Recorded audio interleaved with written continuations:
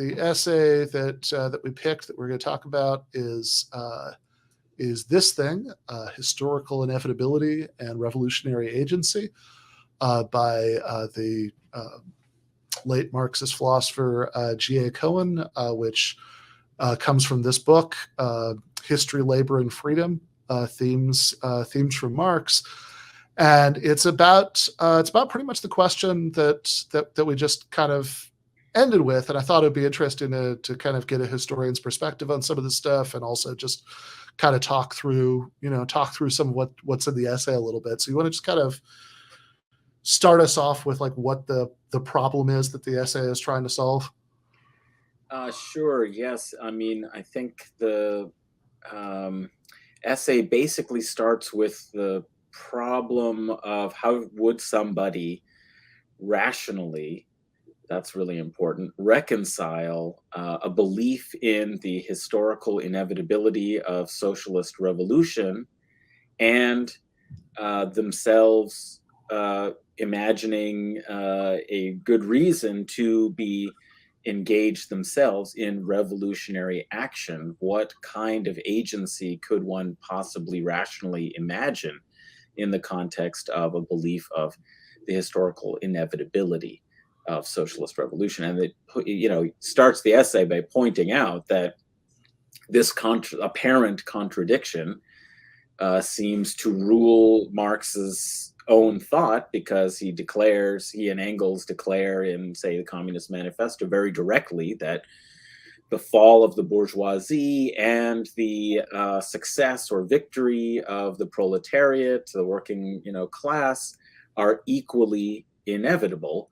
And yet, of course, this is a political document that's meant to encourage workers to be involved in revolutionary organizing and action. So how is it that Marx and Engels think that it's about to come, but that they're trying to argue for people to engage in it? And so he takes this as a problem that needs to be reconciled, and applies his techniques of,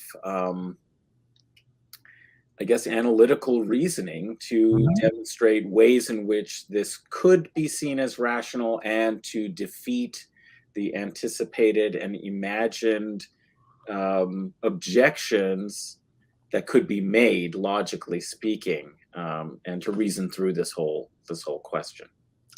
Yeah, exactly. So I do want to get into it, like, with you at some point in the discussion, whether, like, this is something that, I mean, on some levels worth worried about. I mean, it's obviously an interesting problem in itself, but I mean, like, whether there is or could plausibly be thought to be any sense in which any of this stuff is inevitable, because that's obviously a huge question, like empirical question about history, which, I should say, I mean, we do, like, I think even people who aren't Marxist necessarily do sometimes think that about historical change, that, like, that was inevitably going to happen, at least at some point. Like, I think a lot of people, just on a sort of common sense level, if they're thinking about, like, I don't know, apartheid South Africa, that, they might think, like, well, there was just no way that this white minority in South Africa was going to, like, continue to keep people, beaten down and accepted the system forever.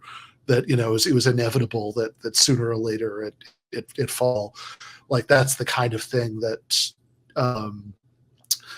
whether or not it's true, I think is, like, a very common and very sort of commonsensical kind of intuitive thought that a lot of people could have in a lot of these cases. And even though, Marx and Engels do say different things about this in different places when it comes to socialism, they even in the Communist Manifesto, they do hedge it a little bit, as we can get into. But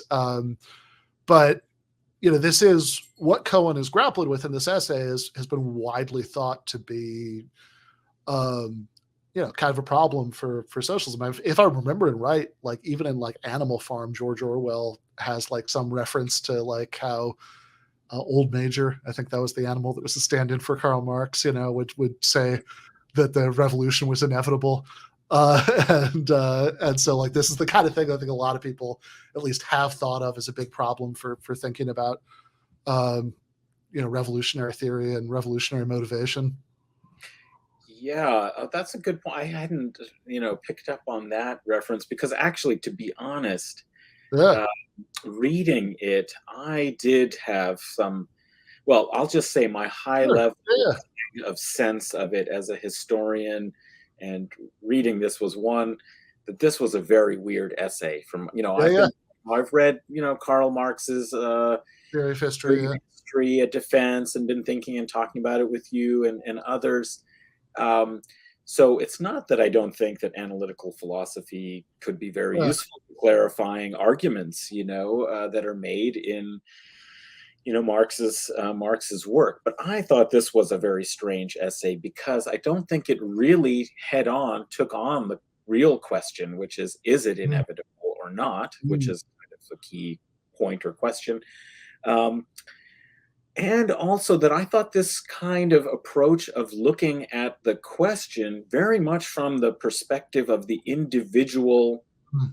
agent, the individual person, about the Yeah, choice about whether it was rational to commit to revolutionary activity or not, depending on how one understood this belief in historical inevitability, which I think, really, how do people think of historical inevitability can vary. I mean, a lot. So, but also just to try and approach this problem really from the individual rational actor perspective yeah. struck me as a strange, well, maybe a unique, I guess I will say, an unfamiliar approach, not as somebody who doesn't ask himself this sort of question, but oneself, like, okay, well, can one be making any real contribution? How should one be making a contribution to social change? But as a sort of intellectual issue, it seemed like a strange framing, especially for a Marxist Mhm. kind of philosophical approach that really believes that collective action and is actually going to be required for social change. And so my immediate kind of thought was, well, um, of course, you know, the conditions. I mean, Marx says very clearly, that people are makers of history, of Mhm. their own history, but not the conditions in which they make it. And so one could easily see that the progress of capitalist development might create or would create certain Mm. kinds of conditions that render it necessary, it is important, a kind of moral imperative to change these conditions through revolutionary action. Mhm. So that's the sense in which the conditions inevitably would arise in a broad historical sense that would enable people to seize that opportunity to make history depending on the circumstances in which they're in. So I didn't see this as a narrow question of individual motivation and how to reconcile it with a belief. What it seemed to me very much is falling back on these problematics that were actually very theological to me. I mean, these Mm. are, as Mhm. somebody who studies religious history, Mhm. theology, pre-modern philosophy, I mean, we had some real classic determinism versus free will issues here. We have, these you know, um, uh, kinds of questions that I thought were not exactly how I would have expected him to be going about it. And so by Mhm. the end of the essay, I think he came around to where my initial thought was. Mhm. By drawing this distinction between a kind of imperative versus predictive inevitability, Yeah, and drawing a couple of distinctions about conditional inevitability versus, um, I'm forgetting. categorical. Yes, that's right. Okay, so, but I felt like we went along a long and strange path to come at Oh, the yeah. end to a conclusion where he said, well, if you think about it this way, there's actually no contradiction, from which was the original presumption. That isn't actually really a contradiction. I thought, yes, that's right. Why did we do all of this? So that's my question to you. what do you think Sure. was at stake for him in trying to reason through it? And we can talk about some of the Yeah. reasons, but what was at stake for him in going through it in the particular way he did? Yeah, so I definitely do want to get into that, but I do want to pick on one thread of what you said early on, where what you're talking about sort of individual motivation is, I mean, I think roughly something like, and I think this will make more sense when we kind of get up to this point in the argument, but like, like this is like a big argument that people will have in sort of certain kinds of Marxist theory about, and this is not like a specifically Marxist concept. This is just a sort of general concept from larger social sciences and economics and whatever. But like Marxists do about whether they should adopt it or reject it, which is methodological individualism, which is roughly the claim that you haven't really explained why a social phenomenon has happened if you don't have an explanation of the individual behavior that has to happen for the social phenomenon to happen. That like if you sort of say, so like this gets into the kind of arguments people have about functionalism in Marxist theory. Like if you just sort of say, well, here's how it benefits the capitalist class for such and such to happen, say, okay, but does it actually benefit individual capitalists for it to happen? And if not, have you really explained how it is that it ends up happening? That's the kind of argument. But I do want to just say a couple things to help people who obviously haven't read it know kind of get them to where you left off there about what he's doing in this essay. So the starting question, and you're right, he doesn't actually grapple with the even more interesting, much bigger question of like, okay, is there actually any sense in which it's inevitable? And I think he says some things that are relevant to that, because I think he sort of lays out, it's like, okay, if you can defend the inevitability claim, this is what it would look like. But he never quite like goes forward and says, okay, and here's why that's definitely true, or here's why that's definitely not true. He's just sort of like, well, here's the most plausible version of it. But we should say, so there's a comment in the chat, RB says inevitability doesn't specify a time frame in 10 years, 1,000 years. And this is the first move that he considers. So the problem that he's trying to figure out, the sort of narrow problem is, okay, even if Marx and Engels do sometimes say things that point in different directions about this, they do even hedge their bets a little bit in the Communist Manifesto. They do make some comments in the manifesto and elsewhere that are very strongly, that really sound like their claims of historical inevitability, that this is definitely going to happen.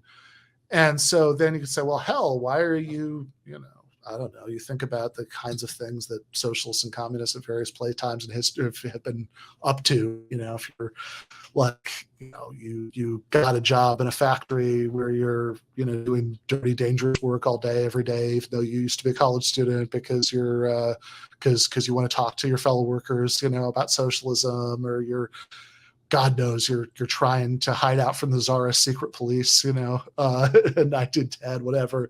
Like, why are you going to all of this effort and risk and and devoting your life to this thing which you think is definitely going to happen anyway? Like that's the problem. And so the first possible solution to it he raises is basically what RB says in the chat. It's the birth pangs solution. So there's this analogy in a lot of that Marx and Engels will use at various points, that later Marxists will use sometimes. That's like, well, you're sort of easing the birth pangs of the new society, that you're like, okay, sure, it's going to happen sooner or later, but I want it to happen sooner. And even if it's inevitable that it'll happen sooner or later, I want to see that it could be as soon as at all possible. And that might solve it. That might get around the problem. But he thinks that there is this sort of bigger problem that it doesn't quite get around, because let's say, even if, like, for some reason you thought that it was inevitable that it happened at this particular time, then would it just be pointless? And he thinks that you don't even have to say that. And this is, I think, the distinction that you're getting to. And I think maybe it answers some of the question you're raising about what's at stake for him. Because I think part of what the discussion helps clarify is like, okay, if there is some plausible or half plausible sense in which it could actually make sense to say that revolution is inevitable, and I've got my doubts, and I do want to talk to you about this, right? Yeah. But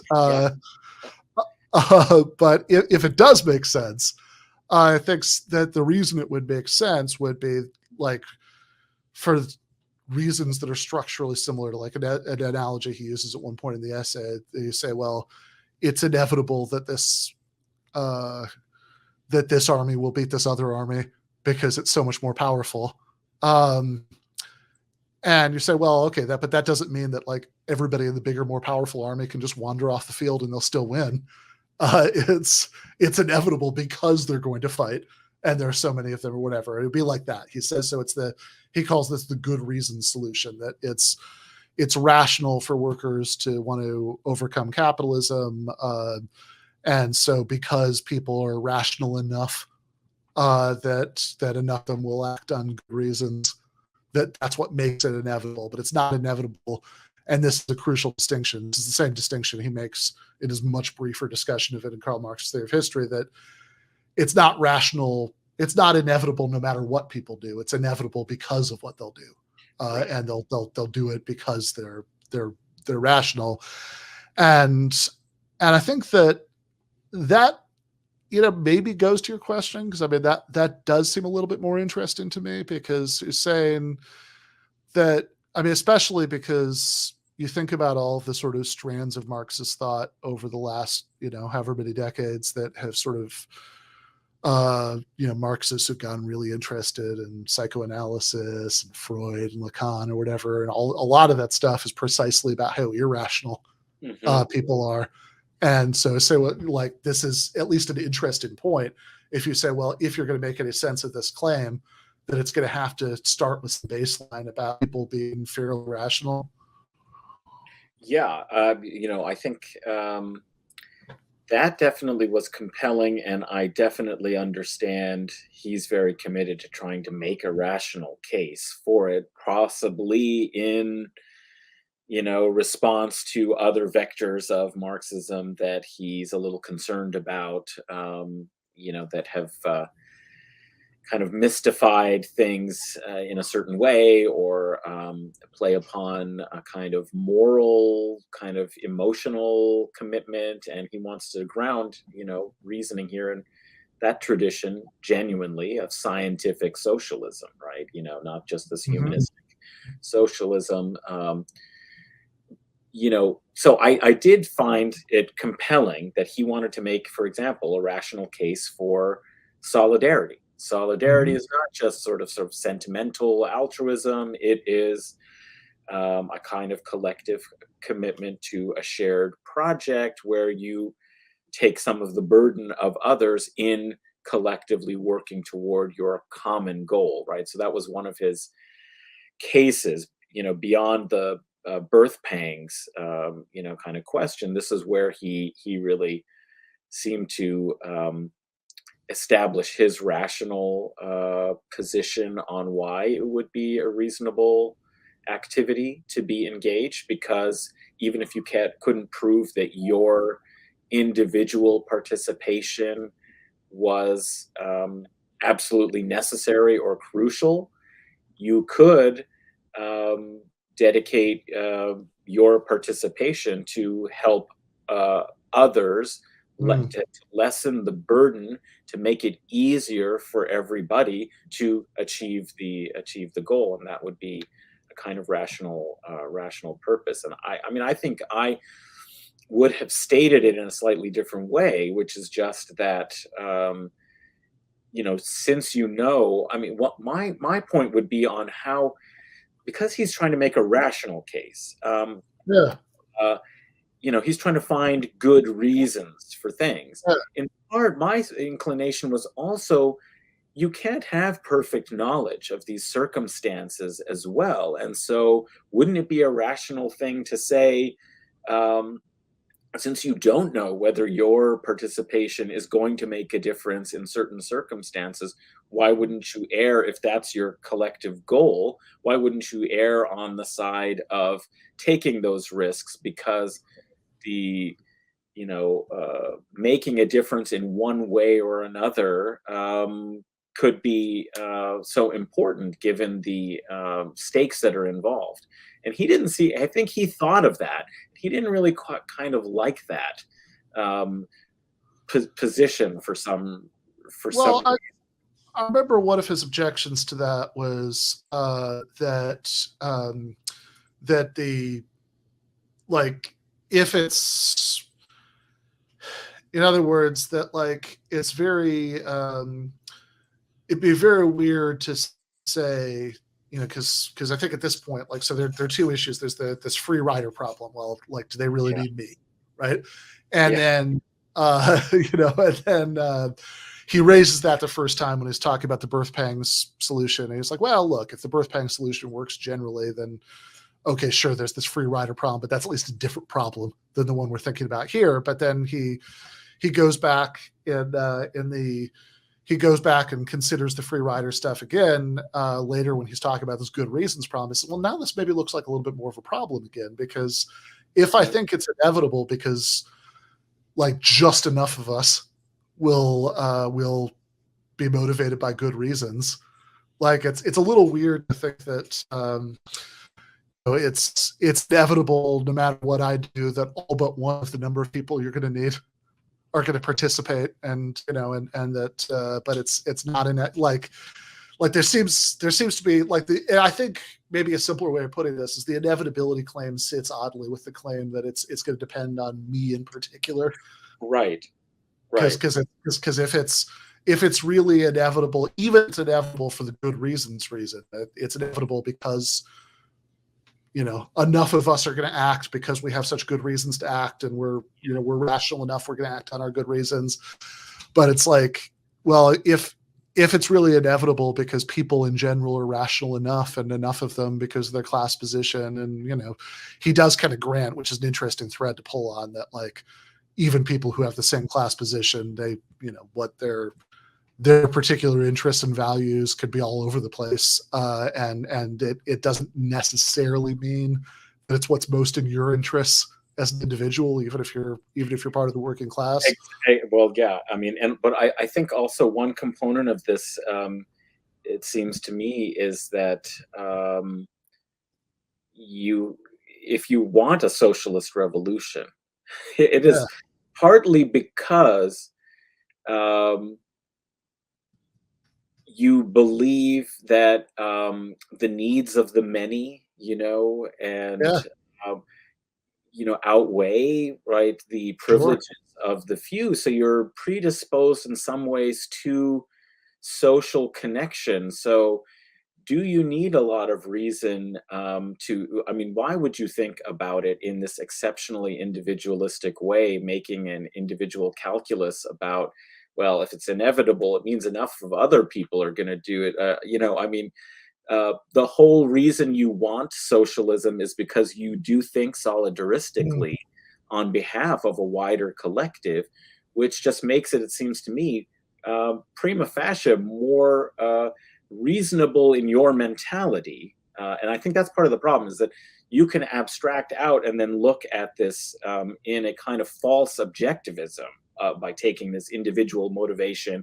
rational calculus, which doesn't make sense to the actual historical and social experiences of people who are committed to wanting a socialist revolution.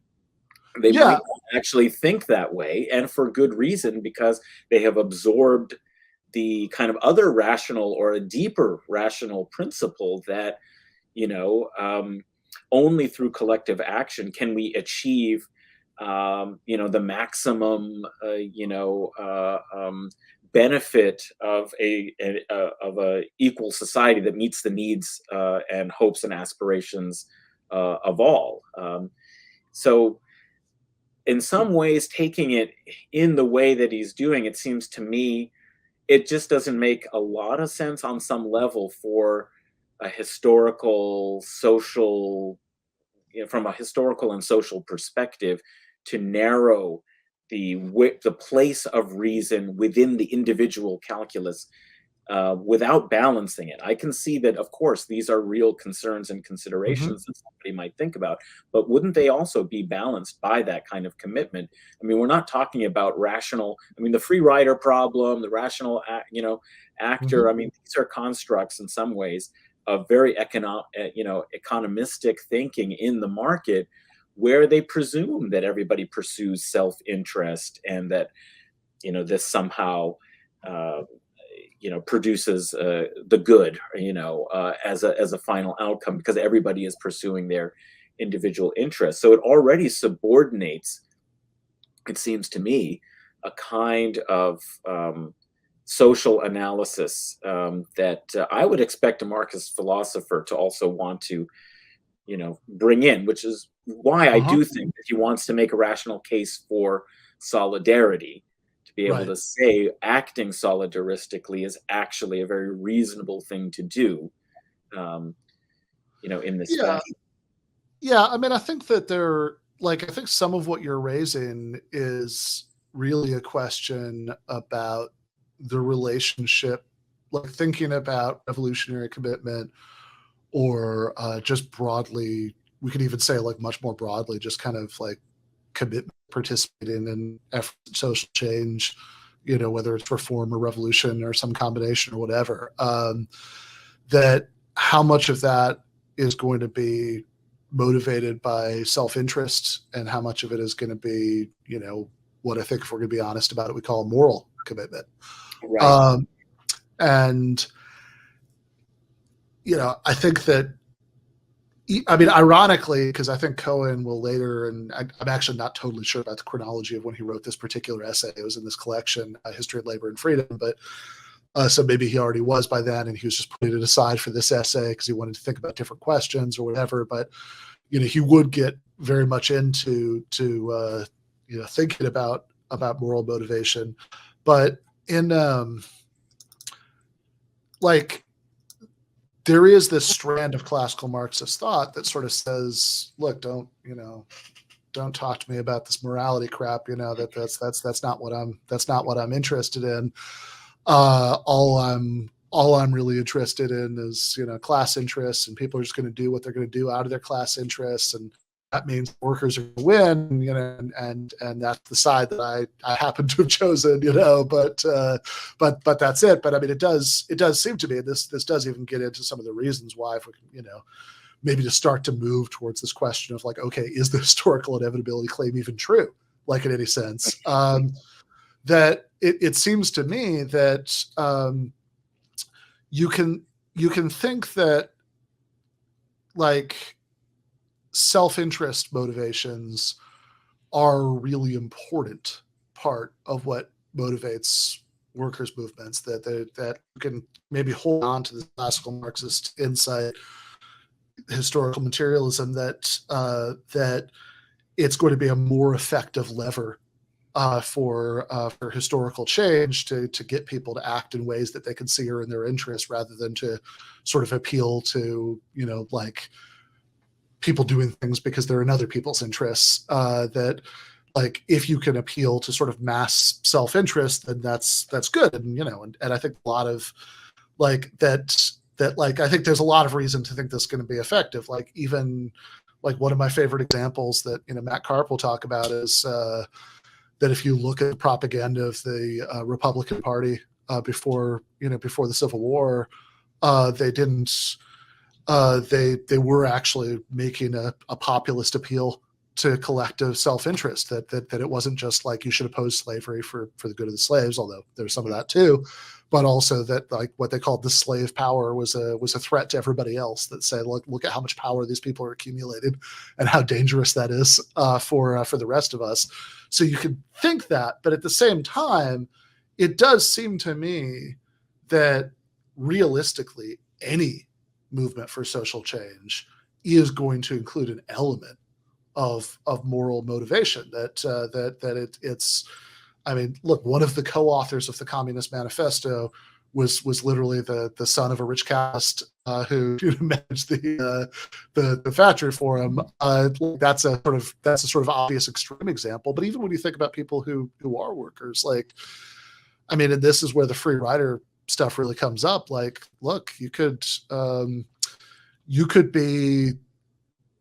It could be that what's in your interest is to cut a side deal with the boss and sell out your fellow workers. That's often in people's immediate interests, and oftentimes, especially, I mean, if you're engaged in a struggle where it's very unclear that you'll succeed, then it could be like very rational just to, I mean, in the extreme case, sell people out, or in the more moderate case, just not engage at all, because why should I stick my neck out, when we could all get cut down. And so even when it comes to people who do have economic interests that align with your program, there's some kind of solidaristic moral commitment. It does seem to me like has to be part of that mixture of motivations. Absolutely. And it also raises a question for me of, is that what is at stake in making claims about its historical inevitability? Because why make it?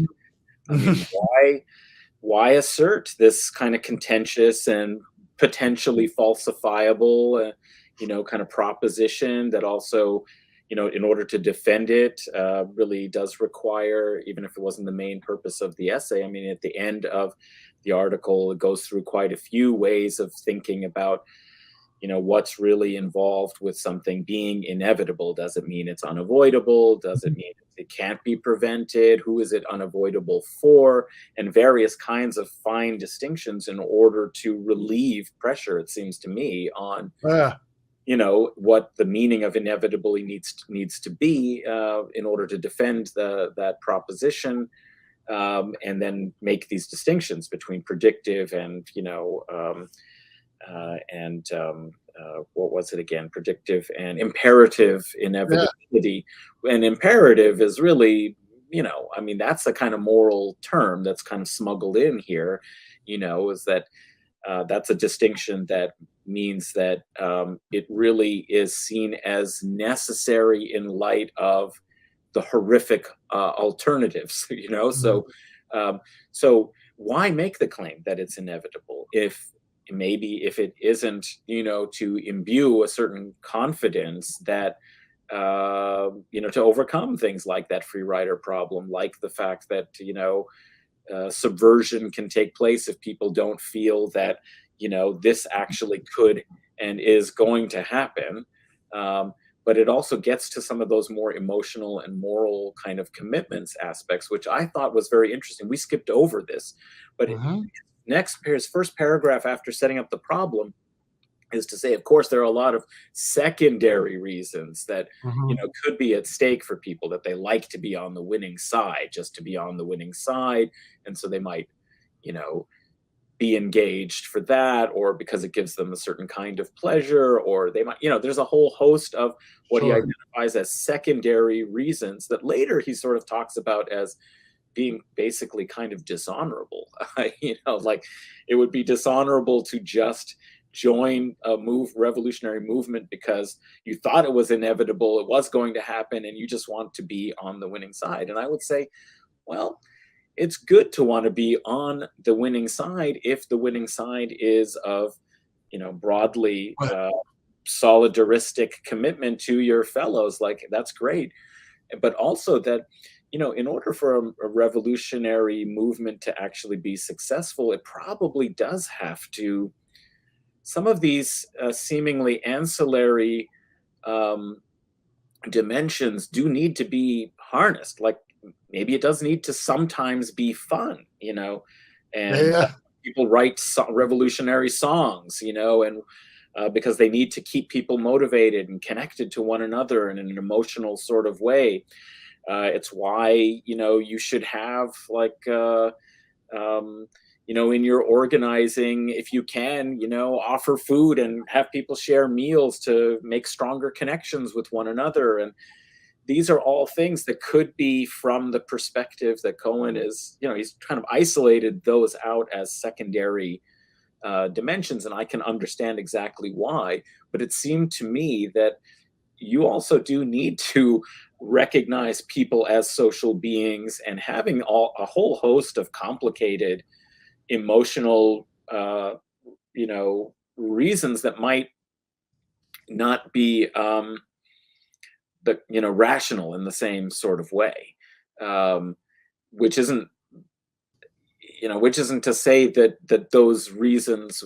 I found it was is an interesting um, treatment of those as having to be isolated from the argument, and I suppose Uh, it's because they're not unique to um, the rationale of achieving a socialist revolution that is understood to be inevitable, um, because those could be just as easily motivations, for people to oppose it, or to be committed to other sorts of things, right? Because that are more fun or more, emotionally satisfying than, what obviously it does also require serious sacrifice and can put you in danger. Um, but it just seems to me that in order to actually convince people to do it, um, you do need to rely on some of these other ways of connecting people in strong ways in a movement. yeah, no, I do. Yeah, I do agree with that. I mean, I think that what he was saying, thing about secondary motivations, at the beginning of the essay, is saying, well, we're sort of concerned with, even though it's true that people can have other reasons that aren't sort of threatened by the inevitability point, Hmm.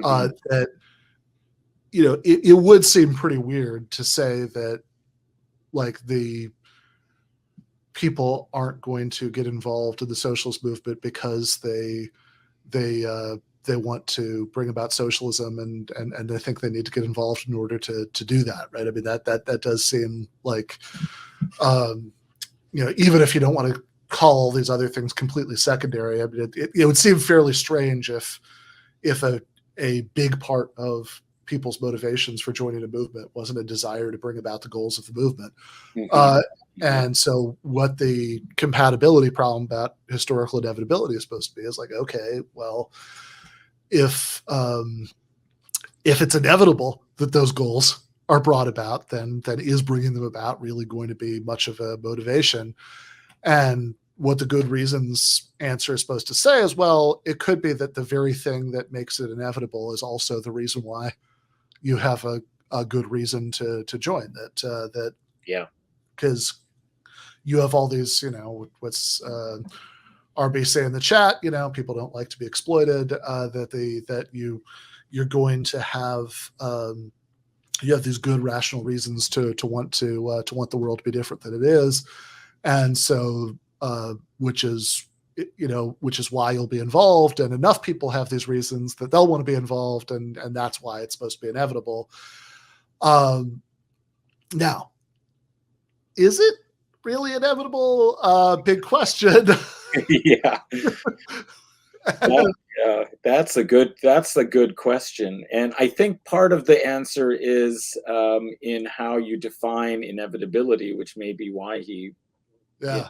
did work a little bit on that kind of question at the end, because um, taking the assumption the way he did at the outset of the essay, I kept thinking, well, we don't know really if it is inevitable. Why do we want to make sure that people do feel that it's inevitable? Which is why I asked that question. What's really at stake? What do we gain by, asserting that it's inevitable? Because of course, if we understand its inevitable, its historical inevitability in a certain way, and happening in a certain time because conditions are correct or should be right, and we're in an impending revolutionary situation, which is sort of the stricter case that he wants to Ah, kind of try and rationalize. What happens inevitably is that we've had a lot of historical experiences where that seemed to be the case, where people thought it was inevitable and they thought it was impending, and when it didn't achieve the outcomes that they hoped for or anticipated, it leads to dissolution. I mean, look at what happened to, with the end of the Soviet Union. For some people, that just absolutely shook their sense of like the mhm. viability of socialism in the future. There have been attempts at revolution so many times. Obviously, the very famous cases of the the Paris Commune. So what do you do then if you're wedded to a strict idea of its historical inevitability, but you keep facing disappointment, delay, and so on? So I think what was at stake here is really thinking about, you know, um, historical conditions and agency. This is the larger historical problem, it seems to me, that this philosophical question, deals with, which is how do you reconcile the idea that this base, this is a kind of base superstructure sort of question as well. I mean, that if the conditions under capitalism produce, uh, the creation of a class that can come into consciousness, that does come into consciousness of itself as a class because of these conditions of their alienated labor and the exploitative conditions, and the socializing of their condition, that they are able to sort of realize that they, are a class. How and why would it lead to, revolutionary conditions? And what do those conditions have to look like? Because it seemed that Marx thought that those conditions were rapidly kind of approaching. Yeah, Um, I think he or maybe Engels famously said decades later in one of the later introductions to the communist. I think it was Engels said decades later in one of the introductions to a later edition of the Communist Manifesto that he and Marx had mistook the birth pangs of capitalism for its death agony, mhm, mhm, which yeah. because 1848, I mean, capitalism barely existed yet, and certainly compared to right now. But I do wonder. So we should say as we wrap up the discussion that that even in the Communist Manifesto, they do make these comments where they say, "Oh, it's inevitable that we're going to win," but there is also in the sort of general like that paragraph at the beginning of the Communist Manifesto, not in the specters haunting Europe stuff, the introduction, whatever, but the beginning of the first chapter, Mhm. they where they're sort of doing this sort of broad overview of the theory of history. Uh, there is a not quite inevitable sort of out there, which is, well, in each case, the class struggle either ends with the victory of a previous spoiler class or the common ruin of the contending classes. And that last thought, that there's the second thing that could happen, the common ruin of the contending classes, is taken up in a lot of later socialist thought. I think she was actually getting it from Kautsky, but Rosa Luxemburg at least most famously said that the options are socialism or barbarism, and that's a sort of pattern of thought that I think a lot of socialists have gotten very attached to, although what sort of comes after the or has changed a lot over the decades, depending on what's going on. Right, right.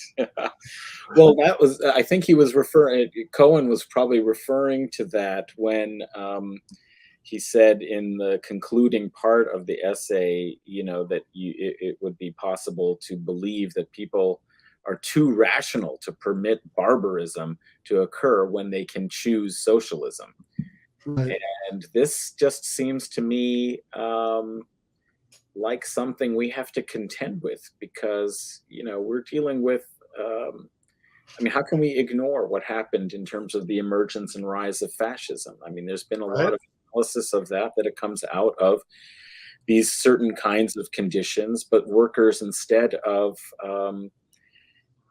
being brought to class consciousness and forming a revolutionary proletariat, get suborned into, very reactionary, but revolutionary and equally Right. radical. So, like, the conditions can definitely produce this sense of, spontaneous anger, of, resistance, but how is it channeled? And, what are the conditions under which this other contending kind of pull can be resisted and confronted? Fascism didn't exist in that precise modern form. Yeah. When Marx and Engels were writing, they didn't necessarily. But I feel like when I read Marx, you do understand, with the 18th Brumaire Uh, of Louis Bonaparte, that they have a pretty good understanding at that point of, reactionary and the uh, lumpen proletariat as a kind of concept that he creates. I don't know if it's an exact description, really. There's a lot that one could say about, uh, his portrayal of the lumpen proletariat. But what it's getting at is the fact that there are reactionary possibilities that come out of these conditions that have to be theorized, organized against, and confronted. And I feel like this is very relevant for us in this time where it seems that the left is very disorganized. Who would say socialist revolution is inevitable in our current circumstances when you can look and see that, in fact, a lot of the dissatisfaction and energy of critique um, is happening really in right wing kinds of circles that yeah. seem to have an ability to organize and recruit disenfranchised people from the working classes in a more compelling way right now. So that's a kind of a key question, it seems to me, that this issue about whether people are too rational to permit barbarism to occur when they can choose socialism, I mean, is the question that we haven't given them enough of a sense that they could be choosing socialism. And that's certainly a real possibility that we could say we haven't given them an effective, not that we haven't given them, but that conditions since, the 80s have neoliberalism over the course of the 70s, 80s, the collapse of Mm-hmm. the socialist world, kind of made those conditions not very easy to make the case for socialism.